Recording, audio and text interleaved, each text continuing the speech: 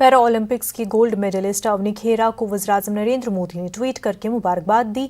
उन्होंने कहा कि हिंदुस्तानी खेलों के लिए ये एक ख़ुसूसी लम्हा है।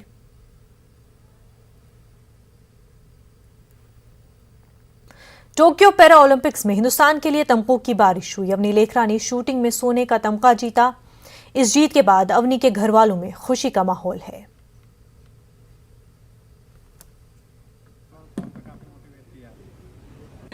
काफ़ी समय से नेशनल इंटरनेशनल खेल रही थी और उसमें मेडल बराबर मेडल पे मेडल ला रही थी, तो हमें पूरा यकीन था कि ये ज़रूर ओलंपिक में भी मेडल लाएगी और उसने हाथ दिखा दिया।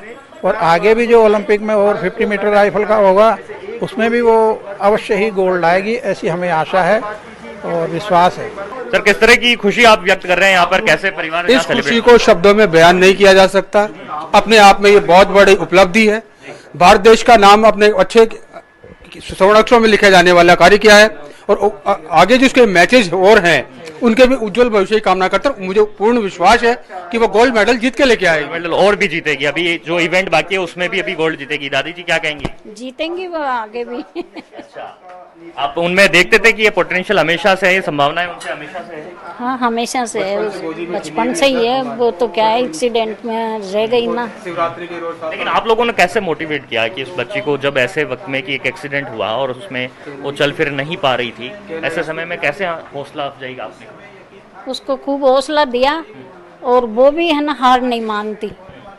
वो कहती है ऐसे होके बैठ जाएंगे तो फिर आगे बढ़ेंगे हम। तो वहाँ पे शूटिंग में जाती थी।